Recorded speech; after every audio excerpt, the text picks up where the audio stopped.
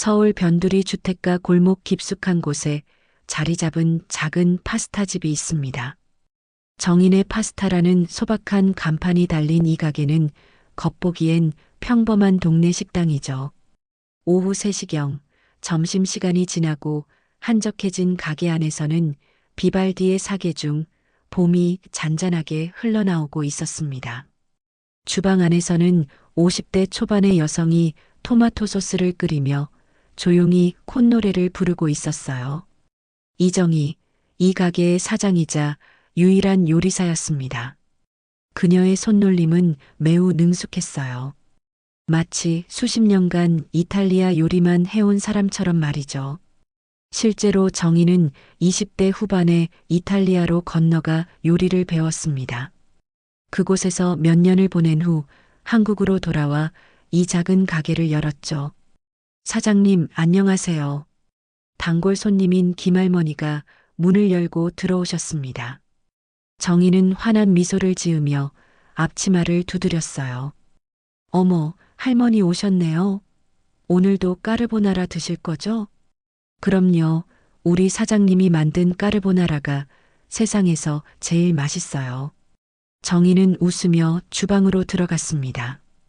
파스타 면을 삶는 동안 그녀는 창밖을 바라봤어요. 평범한 일상이었습니다. 그녀가 그토록 원했던 평온한 삶이었죠. 하지만 가끔 그녀의 눈빛에는 설명할 수 없는 공허함이 스쳐 지나갔습니다. 이제 평범하게 살고 싶다.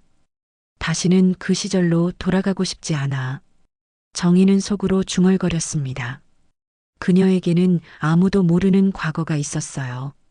20살에 군에 입대해 특전사로 복무했고 그 중에서도 가장 극비부대인 707 특임단에서 활동했던 것이죠. 그곳에서 그녀는 인간병기라는 별명을 얻었습니다. 뛰어난 격투 실력과 차가운 판단력 때문이었어요. 사장님, 까르보나라 나왔어요. 정희는 과거의 기억을 떨쳐내며 접시를 들고 나왔습니다. 김할머니는 한 입 드시고는 엄지를 세웠어요. 역시 맛있어요. 사장님은 정말 요리 천재예요. 과찬이세요, 할머니. 천천히 드세요. 오후가 저물어갈 무렵 몇몇 단골 손님들이 더 찾아왔습니다. 근처 학원에서 일하는 선생님, 동네 슈퍼를 운영하는 아저씨, 그리고 대학생인 민서까지. 민서는 아르바이트로 가게 일을 도와주고 있었어요. 사장님, 오늘 새로운 메뉴는 안 만드세요? 민서가 장난스럽게 물었습니다. 너무 많은 메뉴는 오히려 독이야. 제대로 된 몇 가지를 잘 만드는 게 낫지. 정희는 민서의 머리를 살짝 쓰다듬었습니다. 민서는 정희에게 딸 같은 존재였어요. 부모님을 일찍 여의고 혼자 살아가는 20살짜리 대학생이었거든요. 정희 역시 가족이 없는 홀몸이었기에 서로를 의지하며 지내고 있었습니다. 저녁 8시가 되자 마지막 손님들이 하나둘 떠나갔습니다. 정희와 민서는 설거지를 하며 하루를 마무리했어요. 사장님, 저 내일 수업 끝나고 바로 올게요. 고마워, 민서야. 조심히 들어가. 민서가 떠나고 나자 가게는 고요해졌습니다. 정희는 혼자 남은 주방에서 마지막 정리를 했어요. 그녀는 가끔 이런 평온한 순간에 과거를 떠올리곤 했습니다. 치열했던 훈련, 위험했던 작전들, 그리고 잃어버린 동료들의 얼굴이 스쳐 지나갔죠. 하지만 이제는 달랐습니다. 그녀에게는 이 작은 파스타집이 있었고 민서 같은 소중한 사람들이 있었어요. 더 이상 총을 들거나 적과 마주할 필요도 없었습니다. 그저 맛있는 파스타를 만들어 사람들을 행복하게 해주면 되는 거였죠. 정희는 앞치마를 벗으며 깊게 숨을 들이마셨습니다. 내일도 평범한 하루가 그녀를 기다리고 있을 거예요. 적어도 그녀는 그렇게 믿고 있었습니다. 그날 밤은 유난히 비가 많이 내렸습니다. 빗소리가 파스타집 유리창을 두드리며 운치 있는 분위기를 만들어내고 있었어요. 정희는 마지막 정리를 마치고 문을 닫으려던 참이었습니다. 시계는 밤 9시 30분을 가리키고 있었죠. 그때였습니다. 가게 문이 거칠게 벌컥 열리더니 3명의 건장한 남자들이 들어왔어요. 비에 젖은 그들의 모습은 범상치 않았습니다. 특히 맨 앞에 선 남자는 목에 용 문신이 새겨져 있었고 눈빛이 예사롭지 않았어요. 아, 손님들 오셨네요. 그런데 저희 가게는 정희가 정중하게 말을 꺼내려 했지만 그들은 이미 테이블에 자리를 잡고 앉아 있었습니다. 술 냄새가 진동했어요. 완전히 취한 상태였죠. 야, 여기 사장 나와. 술 좀 가져와. 목에 문신이 있는 남자가 큰 소리로 외쳤습니다. 그가 바로 이 지역 폭력 조직의 중간 보스인 박두철이었어요. 정희는 침착하게 다가갔습니다. 죄송하지만 저희는 술집이 아니라 파스타 전문점입니다. 그리고 영업시간도 이미 끝났어요. 뭐, 영업시간 끝났다고? 박두철이 비웃으며 일어섰습니다. 우리가 왔으니까 다시 시작하는 거지. 안 그래? 다른 두 남자도 킥킥거리며 웃었어요. 그중 한 명이 민서를 발견하고는 추궁거리기 시작했습니다. 민서는 설거지를 마치고 나오던 참이었거든요. 어머, 여기 예쁜 아가씨도 있네. 우리랑 같이 놀자. 저는 아르바이트생이에요. 집에 가야 해서. 민서가 당황하며 뒤로 물러서자 그 남자는 더욱 끈질기게 따라붙었습니다. 정희의 표정이 굳어졌어요. 손님, 제발 조용히 해주세요. 여긴 가족 같은 가게입니다. 정희의 목소리에는 경고의 뉘앙스가 담겨 있었지만 박두철은 오히려 더욱 흥미로워하는 듯 했습니다. 오, 주방장이 좀 센 척하네. 여자가 뭘 안다고 까부냐? 박두철이 정희에게 다가오며 어깨를 툭툭 쳤습니다. 그 순간 정희의 몸이 미세하게 굳어졌어요. 오랫동안 잊고 있었던 감각이 되살아났습니다. 위험을 감지하는 본능 말이죠. 이 길로 들어서면 다시는 평범한 삶으로 돌아갈 수 없을 텐데 정희는 속으로 생각했습니다. 하지만 민서가 겁에 질린 표정으로 자신을 바라보고 있었어요. 그 아이만큼은 지켜야 했습니다. 민서야, 주방 안으로 들어가. 사장님, 들어가라고 했어.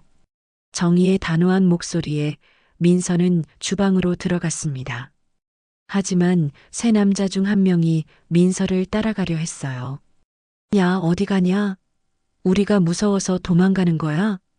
그 남자가 민서의 팔을 잡으려는 순간이었습니다. 정희가 그의 손목을 낚아챘어요. 생각보다 훨씬 강한 힘이었습니다. 손님, 마지막으로 말씀드립니다. 조용히 나가주세요. 이 여자가 정말... 박두철이 화를 내며 정희를 밀쳤습니다. 하지만 정희는 꿈쩍도 하지 않았어요. 오히려 박두철이 당황했습니다. 분명히 힘을 줘서 밀었는데 마치 바위를 민 것 같았거든요. 뭐야, 이 여자가? 정희의 눈빛이 서서히 변하기 시작했습니다. 평소의 온화한 모습은 사라지고 차가운 기운이 감돌았어요.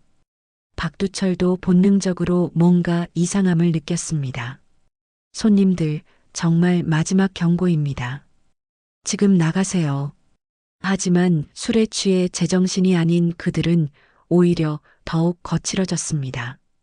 박두철이 테이블 위에 와인잔을 집어들며 소리쳤어요. 야, 이 여자 혼내줘야겠어. 감히 누구한테 명령질이야? 세 남자가 일제히 정희를 향해 다가왔습니다.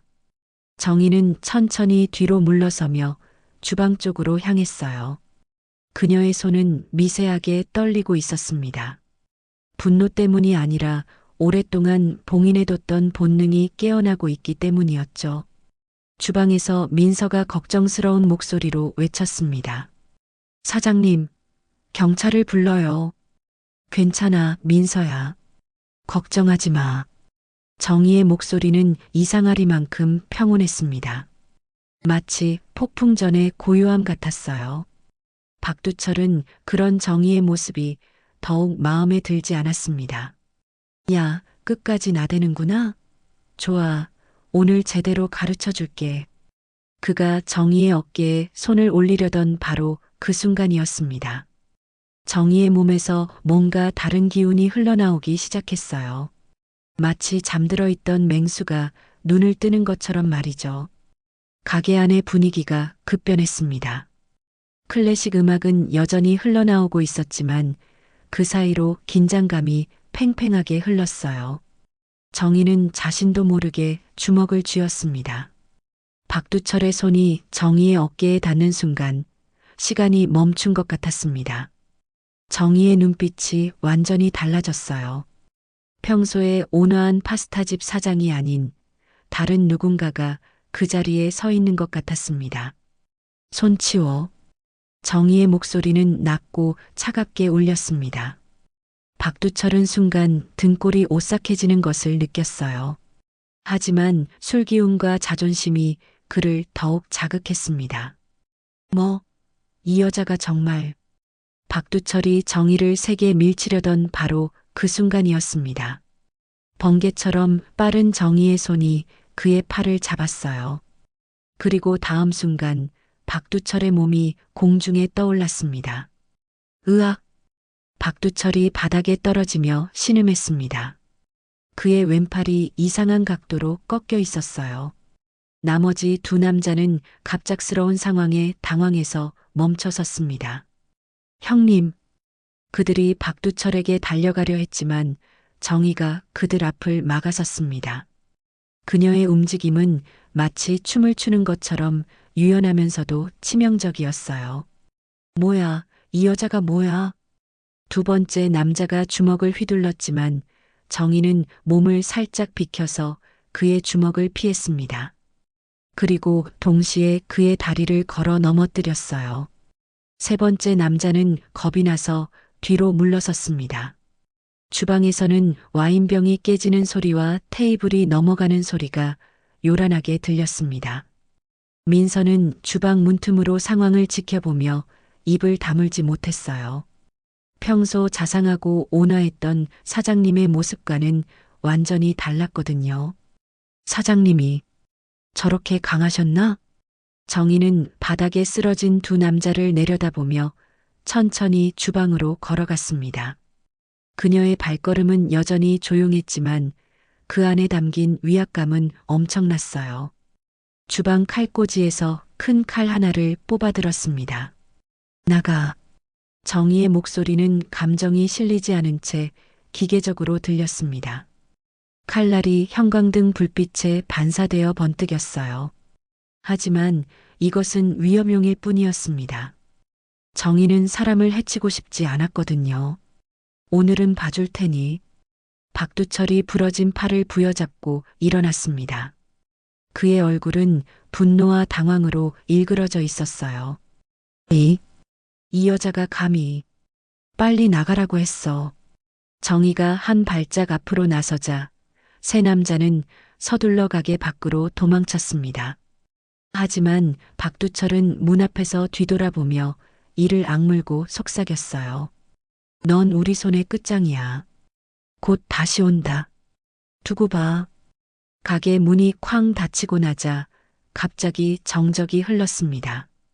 정희는 손에 들고 있던 칼을 내려놓으며 깊게 숨을 들이마셨어요. 아드레날린이 몸을 타고 흐르는 것을 느꼈습니다. 오랫동안 잊고 있었던 감각이었죠. 사장님, 민서가 조심스럽게 주방에서 나왔습니다. 그녀의 목소리는 떨리고 있었어요. 정희는 민서를 보며 다시 평소의 온화한 표정을 지으려 노력했습니다. 괜찮니, 민서야? 저는 괜찮은데. 사장님은 어떻게 해? 민서는 말을 잇지 못했습니다. 방금 전 본 정희의 모습이 믿어지지 않았거든요. 정희는 어떻게 대답해야 할지 몰랐습니다. 자신의 과거를 설명하기에는 너무 복잡했어요. 운동을 좀 했었어. 예전에. 운동이요? 그런 것 같지는 않았는데. 민서의 시선이 바닥에 흩어진 유리 조각들과 넘어진 의자들에 머물렀습니다. 마치 전쟁터 같았어요. 민서야, 오늘 일은 아무한테도 말하지 마. 알겠지? 정희의 목소리에는 간절함이 묻어 있었습니다. 민서는 고개를 끄덕였지만 여전히 궁금증으로 가득했어요. 두 사람은 묵묵히 가게를 정리했습니다. 깨진 유리 조각을 치우고 넘어진 테이블과 의자를 제자리에 놓았어요. 하지만 공기 중에는 여전히 긴장감이 맴돌고 있었습니다. 사장님, 저 사람들 정말 다시 올까요? 민서가 걱정스럽게 물었습니다. 정희는 창밖을 바라보며 고개를 끄덕였어요. 올 거야. 저런 사람들은 자존심이 상하면 참지 못하거든. 그럼 어떻게 해요? 경찰에 신고해야 하는 거 아니에요? 정희는 잠시 고민했습니다. 경찰에 신고하는 것이 정상적인 절차였지만 그렇게 되면 자신의 과거가 드러날 수도 있었어요. 특히 오늘 보여준 격투 실력 때문에 여러 가지 질문을 받게 될 거였습니다. 일단 며칠 더 지켜보자. 혹시 모르니까 당분간 밤늦게 혼자 있지는 마. 민서는 불안한 표정으로 고개를 끄덕였습니다.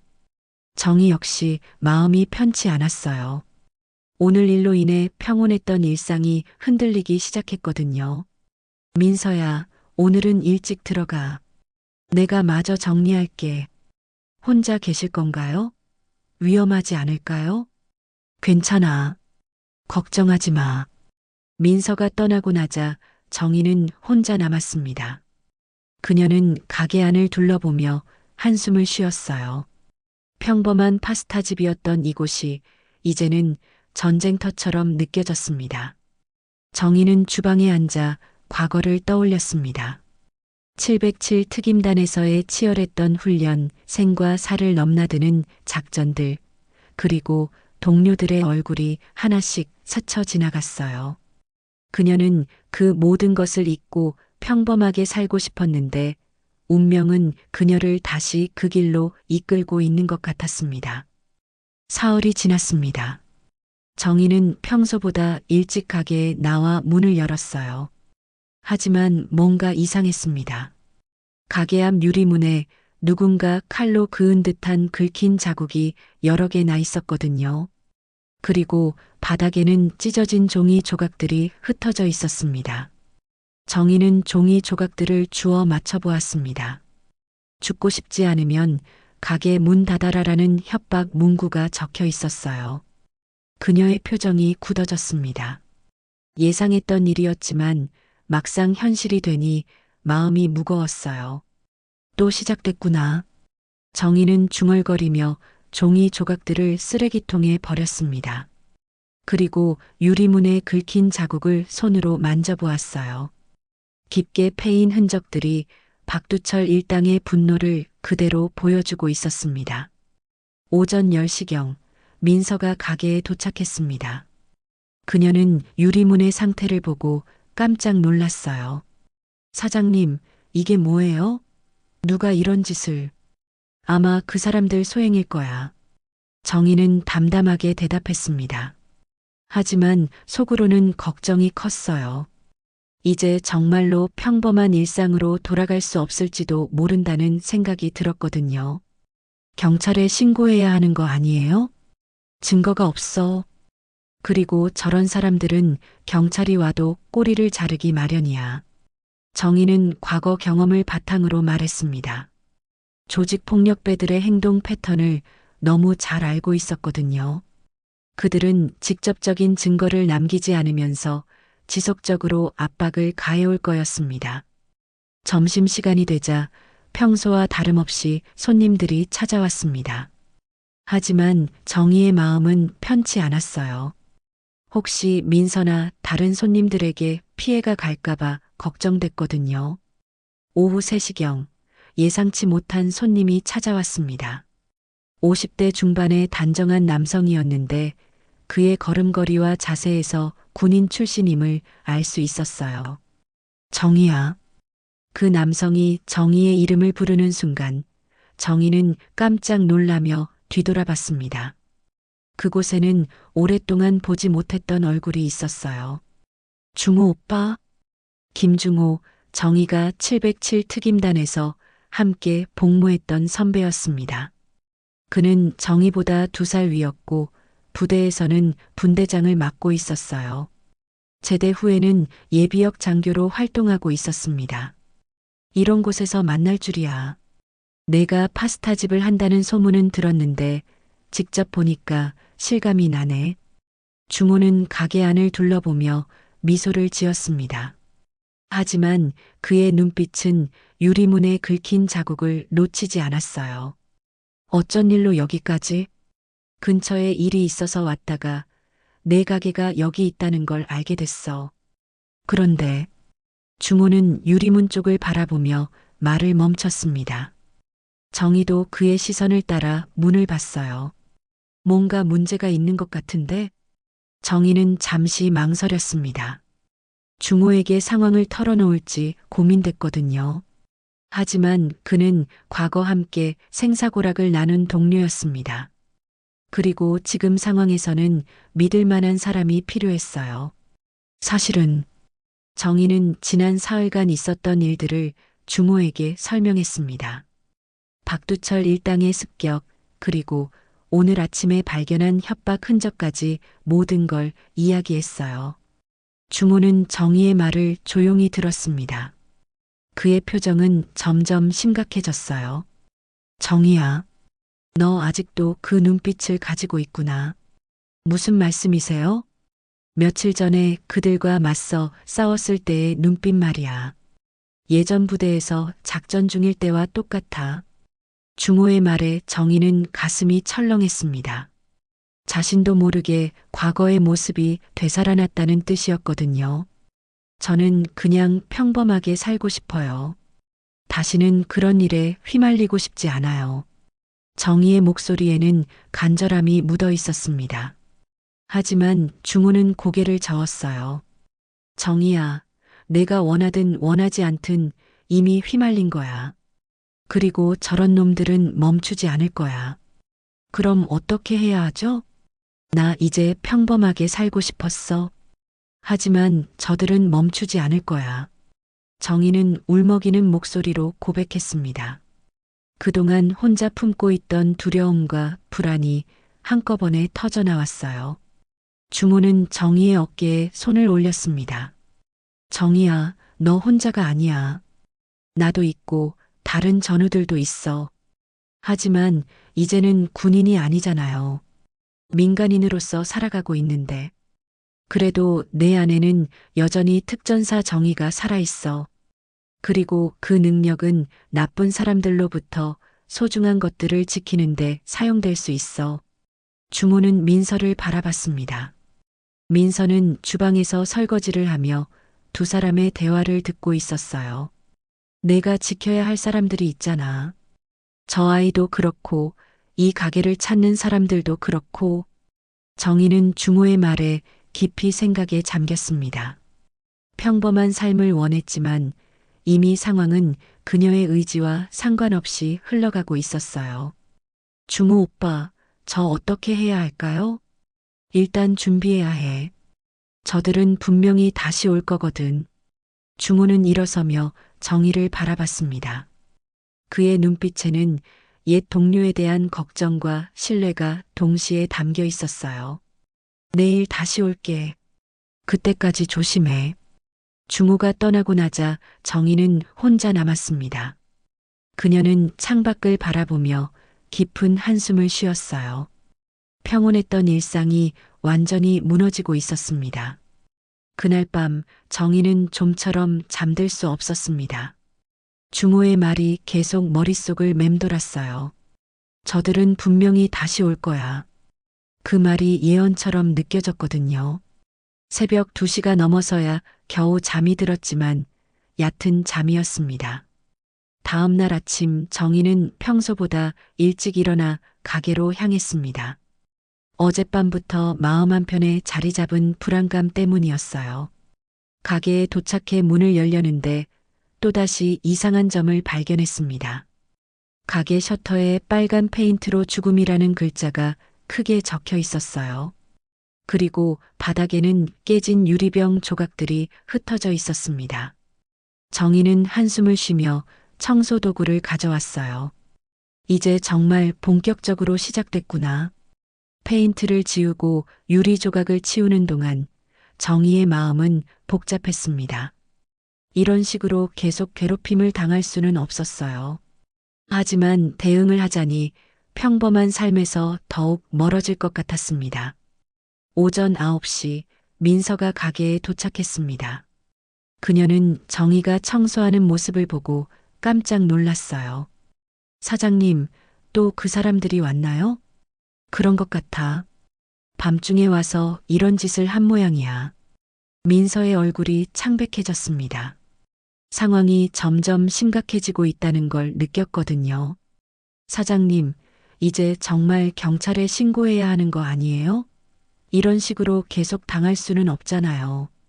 정희는 민서의 말에 고개를 끄덕였습니다. 하지만 마음 한편으로는 다른 생각이 들었어요.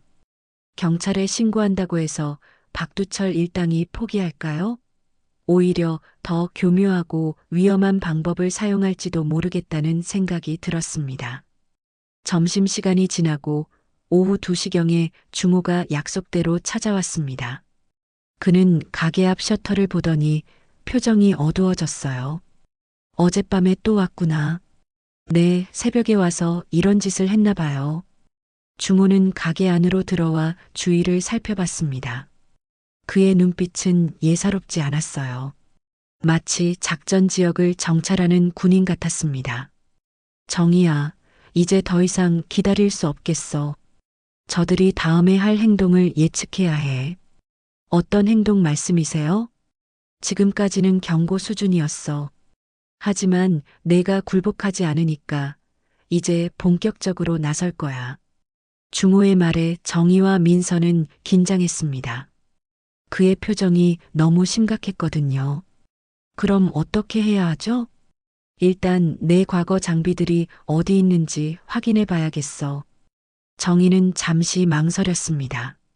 과거의 물건들을 꺼낸다는 것은 정말로 그 시절로 돌아간다는 의미였거든요.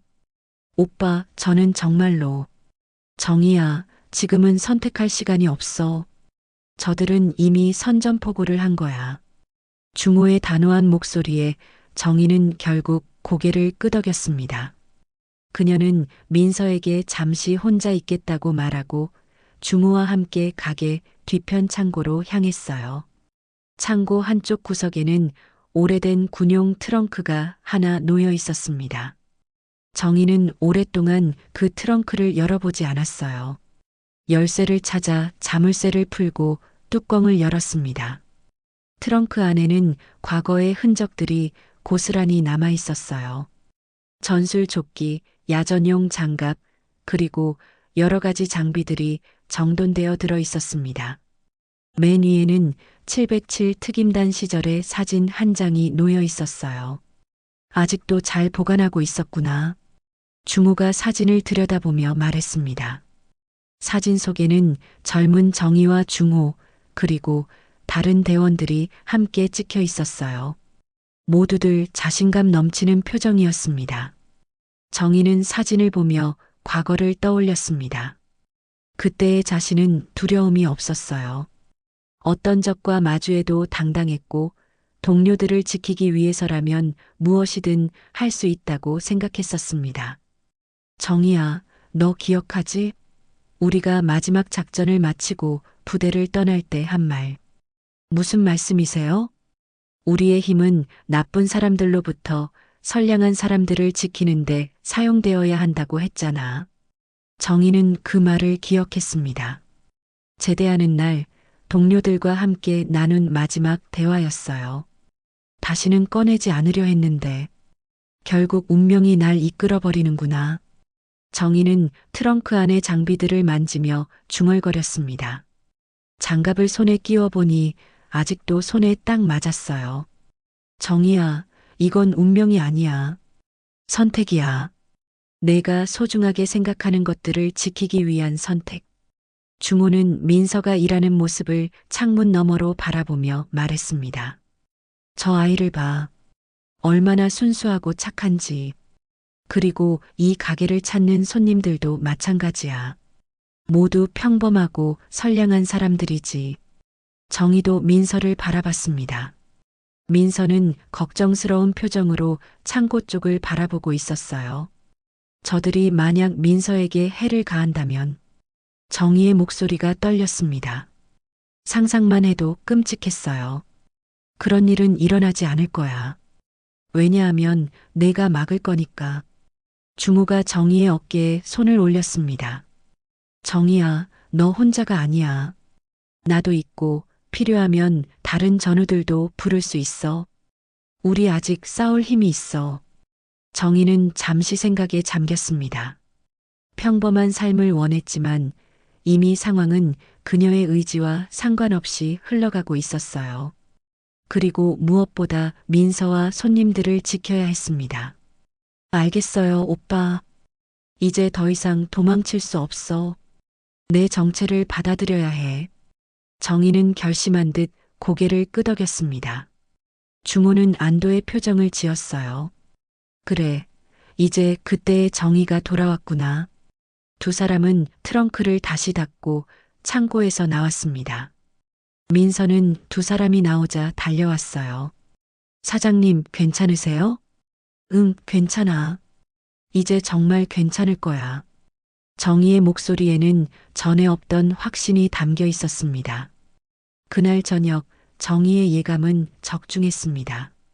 해가 지고 어둠이 내리자마자 박두철 일당이 나타났어요. 하지만 이번에는 단순한 협박이 아니었습니다. 그들은 마스크를 쓰고 야구 방망이를 들고 있었어요. 사장님, 저 사람들이에요. 민서가 창문 너머로 그들을 발견하고 다급하게 외쳤습니다. 정희는 침착하게 민서를 바라봤어요. 민서야, 주방 안으로 들어가서 나오지 마. 무슨 일이 있어도. 하지만 사장님, 들어가. 정희의 단호한 목소리에 민서는 주방으로 들어갔습니다. 가게 문이 벌컥 열리더니 5명의 남자들이 들어왔어요. 처음에 왔던 3명 외에 2명이 더 추가되었습니다. 야, 여기 있었네. 박두철이 부러진 팔에 깁스를 한 채 나타났습니다. 그의 얼굴은 분노로 일그러져 있었어요. 지난번에 당한 것을 잊었나? 오늘은 제대로 가르쳐 줄 거야. 정희는 카운터 뒤에 서서 그들을 바라봤습니다. 이번에는 상황이 달랐어요. 상대의 수도 늘어났고 무기까지 들고 있었거든요. 손님들, 여기는 파스타집입니다. 나가주세요. 파스타집? 이제 곧 폐허가 될 텐데?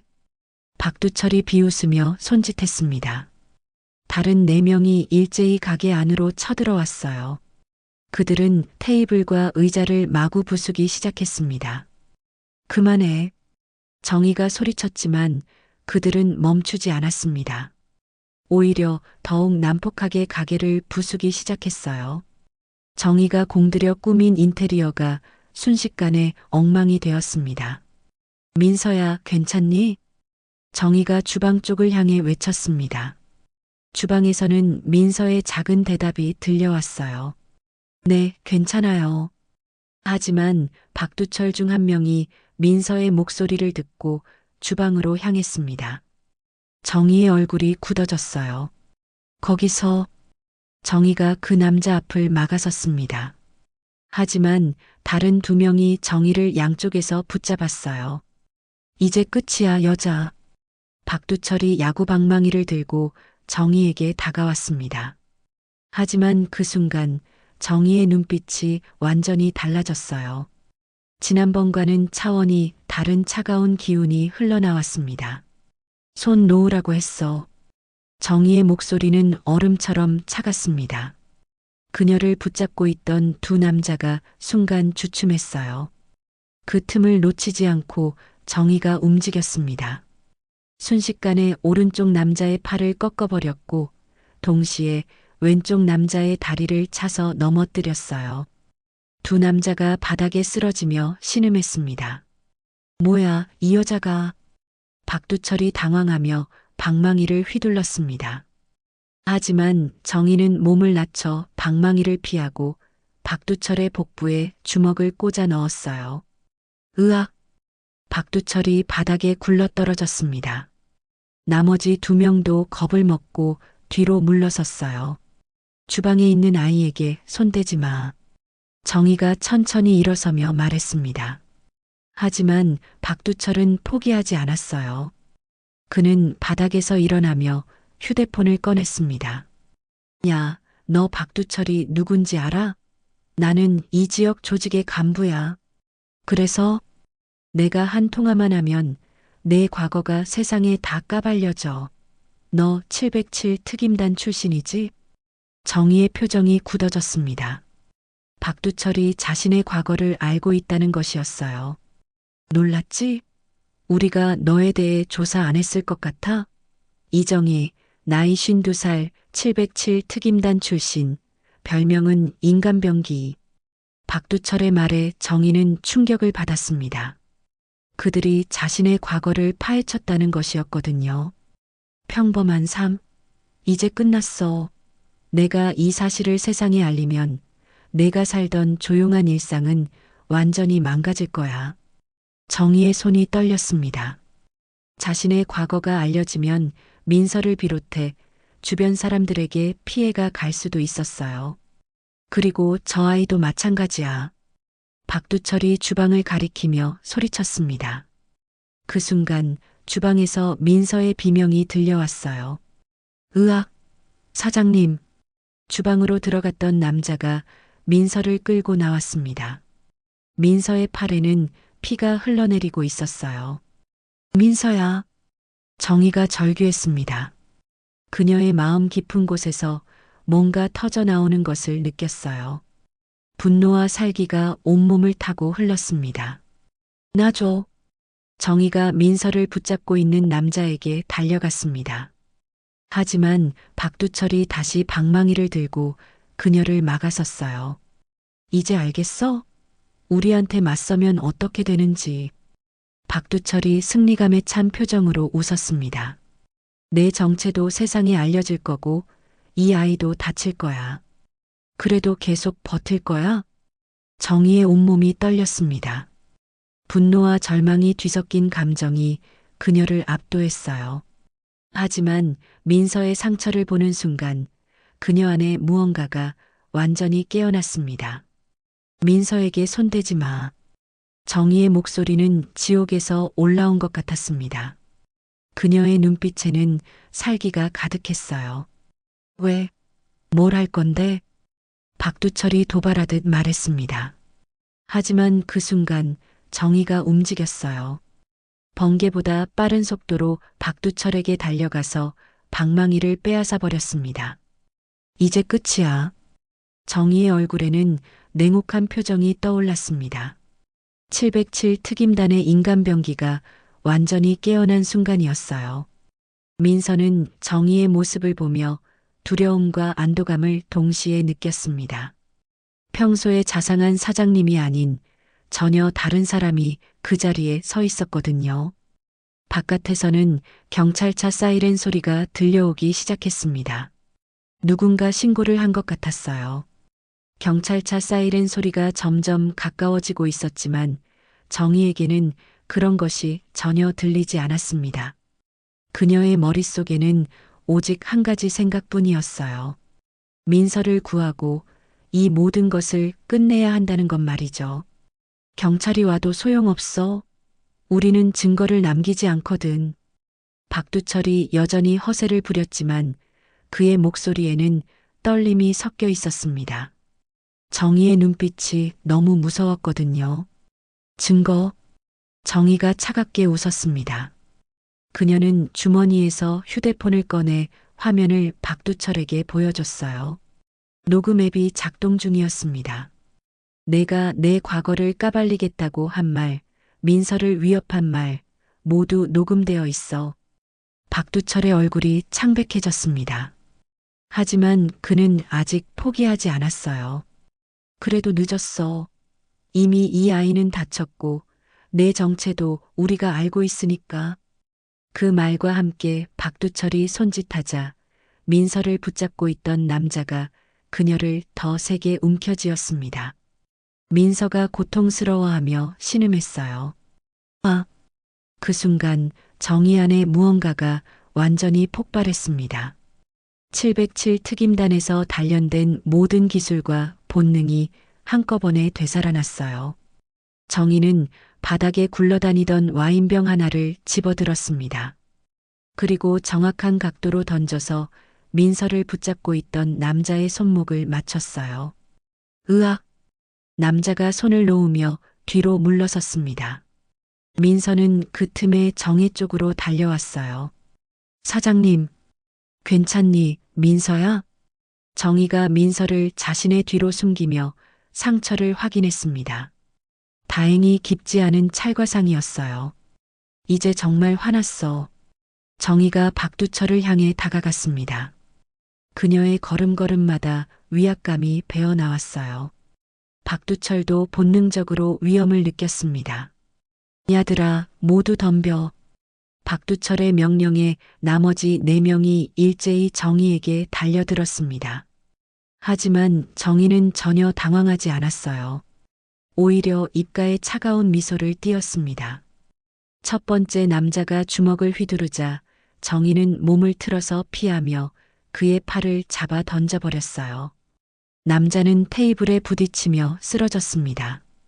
두 번째 남자가 야구 방망이를 들고 덤벼들었지만 정희는 재빠르게 그의 손목을 잡고 비틀어서 방망이를 빼앗았어요.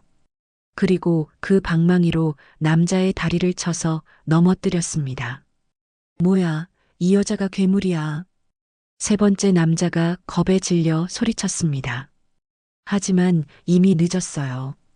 정희가 그에게 다가가서 정확한 급소를 찔러 기절시켰습니다. 네 번째 남자는 도망치려 했지만 정희가 던진 접시가 그의 뒤통수를 맞춰서 쓰러뜨렸어요. 이제 박두철만 남았습니다. 그는 벽에 등을 대고 있었고 얼굴은 공포로 일그러져 있었어요. 이건 말이 안 돼. 여자가 어떻게. 나는 괴물이 아니야. 정희가 천천히 박두철에게 다가가며 말했습니다. 나는 지켜야 할 게 있는 인간병기야. 박두철이 마지막 발악으로 주머니에서 칼을 꺼내 들었습니다. 하지만 정희는 전혀 당황하지 않았어요. 오히려 한숨을 쉬었습니다. 그것까지 꺼내는군. 정희가 재빠르게 움직여서 박두철의 손목을 잡고 칼을 떨어뜨렸습니다. 그리고 그의 가슴팍을 잡아서 벽에 밀어붙였어요. 넌 결국 괴물일 뿐이야. 박두철이 마지막으로 소리쳤습니다. 하지만 정희는 차분하게 대답했어요. 괴물이 아니라 지켜야 할 게 있는 인간병기다. 그 말과 함께 정희가 박두철의 명치를 정확하게 찔렀습니다. 박두철은 의식을 잃고 바닥에 쓰러졌어요. 주방에서는 밀가루가 공중에 흩날리고 있었습니다. 격투 과정에서 밀가루 포대가 터진 것이었어요. 마치 눈이 내리는 것 같았습니다. 정희는 숨을 고르며 주위를 둘러봤습니다. 5명 모두 쓰러져 있었어요. 그녀는 민서에게 다가가서 상처를 다시 확인했습니다. 괜찮니? 네, 괜찮아요. 그런데 사장님, 민서가 정희를 올려다보며 말했습니다. 그녀의 눈에는 두려움과 존경이 동시에 담겨 있었어요. 사장님은 정말 누구세요? 정희는 잠시 망설였습니다. 이제 더 이상 숨길 수 없을 것 같았어요. 나는. 그때 가게 문이 벌컥 열리며 경찰들이 들어왔습니다. 경찰이다. 모두 손들어. 경찰관들이 상황을 파악하려 했지만 현장은 이미 정리된 상태였어요. 박두철 일당은 모두 바닥에 쓰러져 있었고 정희와 민서만 서 있었습니다. 신고받고 왔는데 무슨 일입니까? 경찰관이 정희에게 물었습니다. 정희는 침착하게 상황을 설명했어요. 이 사람들이 가게를 습격해서 저희를 위협했습니다. 정당방이었어요. 경찰관은 현장을 둘러보며 고개를 끄덕였습니다. 부서진 가구들과 쓰러진 남자들을 보니 상황이 짐작됐거든요. 녹음 파일도 있습니다. 정희가 휴대폰을 경찰관에게 보여줬습니다. 박두철이 협박한 내용이 고스란히 담겨 있었어요. 구급차가 도착해서 다친 사람들을 병원으로 옮겼습니다. 박두철은 의식을 회복한 후에도 계속 중얼거렸어요. 그 여자는 괴물이야. 인간이 아니야. 하지만 아무도 그의 말을 진지하게 받아들이지 않았습니다. 경찰 조사가 끝나고 마지막 경찰차의 사이렌 소리가 멀어져 갔습니다. 정희와 민서는 엉망이 된 가게 안에 홀로 남았어요. 일주일이 지났습니다. 정희와 민서는 그동안 부서진 가게를 정리하고 새로 꾸미느라 바쁜 시간을 보냈어요. 박두철 일당은 모두 구속되었고 그들의 조직도 경찰 수사를 받게 되었습니다. 정의의 녹음 파일과 증언 덕분에 모든 것이 명확하게 밝혀졌거든요. 새로 단장한 가게는 전보다 더 아늑해 보였습니다. 민서가 제안한 따뜻한 색감의 조명과 화분들이 곳곳에 배치되어 있었어요. 부서진 테이블과 의자들은 새 것으로 교체되었고 벽에는 민서가 직접 그린 파스타 그림이 걸려 있었습니다. 사장님, 정말 예뻐졌어요. 민서가 밴드를 붙인 팔로 가게 안을 가리키며 환하게 웃었습니다. 그녀의 상처는 생각보다 빨리 나았어요. 오히려 그 일을 계기로 민서와 정희의 관계는 더욱 깊어졌습니다. 내 덕분이야, 민서야. 내가 아니었다면 이렇게 예쁘게 꾸밀 생각도 못했을 거야. 정희는 앞치마를 두르며 미소 지었습니다. 그녀의 표정에는 전에 없던 평온함이 깃들어 있었어요. 오전 11시 첫 번째 손님이 찾아왔습니다. 김할머니였어요. 할머니는 새로 꾸며진 가게를 둘러보며 감탄했습니다. 어머, 정말 예쁘게 꾸몄네요. 그런데 사장님, 지난주에 무슨 일이 있었다면서요? 별일 아니었어요, 할머니. 이제 모든 게 해결됐어요. 정희는 평상시와 다름없이 까르보나라를 만들어 드렸습니다. 김할머니는 한 입 드시고는 여전히 엄지를 세웠어요. 역시 맛있어요. 우리 사장님 요리 솜씨는 정말 최고야. 점심시간이 되자 평소보다 더 많은 손님들이 찾아왔습니다. 지난주 사건에 대한 소문이 돌면서 오히려 사람들의 관심이 늘어난 것이었어요. 하지만 정희는 그런 시선들을 개의치 않았습니다. 사장님, 정말 대단하시더라고요. 혼자서 5명을 상대했다면서요? 손님들이 호기심 어린 눈빛으로 정희를 바라봤지만 정희는 그저 웃으며 음식을 내어줄 뿐이었어요. 오후 2시경 주무가 찾아왔습니다. 그는 가게 안을 둘러보며 만족스러운 표정을 지었어요. 정말 잘 정리했구나. 전보다 더 따뜻해 보여. 주무 오빠 덕분이에요. 오빠가 없었다면 이렇게 용기를 낼 수 없었을 거예요. 정희가 주모에게 커피를 내어주며 말했습니다. 주모는 커피를 한 모금 마시고는 정희를 바라봤어요. 이제 어떻게 할 거야? 예전처럼 조용히 살 수 있을 것 같니? 글쎄요. 사람들이 저에 대해 많이 알게 되었으니까. 정희는 창밖을 바라보며 말했습니다. 길거리에는 평범한 일상이 흘러가고 있었어요. 하지만 상관없어요. 이제 숨기려고 하지 않을 거예요. 그게 좋은 생각인 것 같아. 내 능력은 숨겨둘 것이 아니라 필요한 곳에 사용되어야 하는 거야. 주모의 말에 정희는 고개를 끄덕였습니다. 지난주 일을 겪으면서 그녀도 깨달은 것이 있었어요. 자신의 과거를 부정하려 할 필요가 없다는 것 말이죠.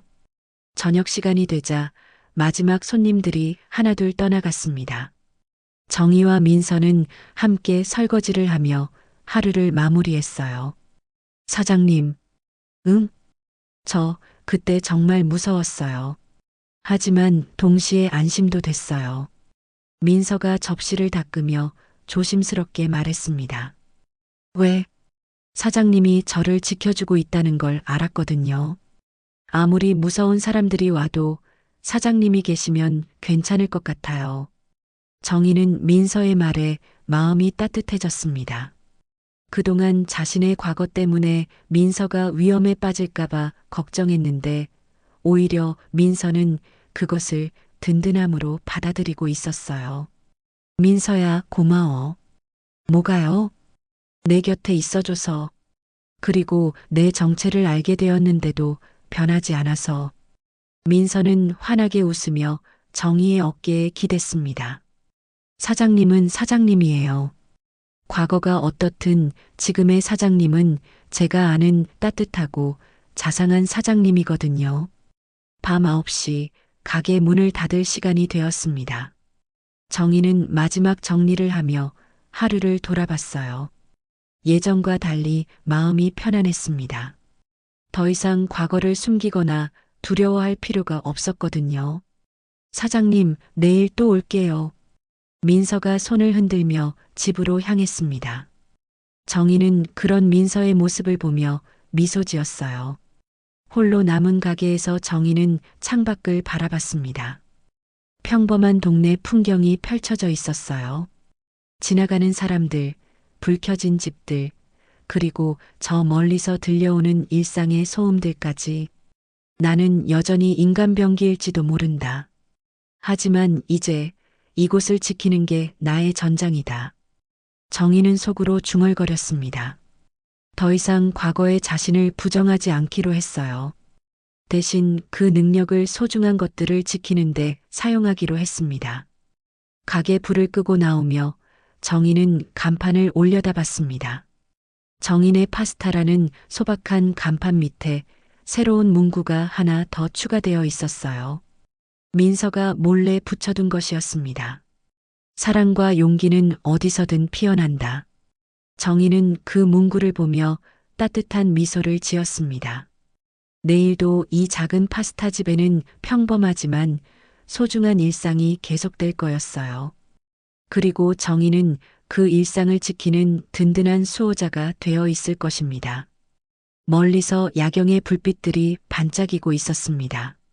정희는 깊게 숨을 들이마시며 집으로 향했어요. 내일 또 새로운 하루가 시작될 것이고 그녀는 그 하루를 맞이할 준비가 되어 있었습니다.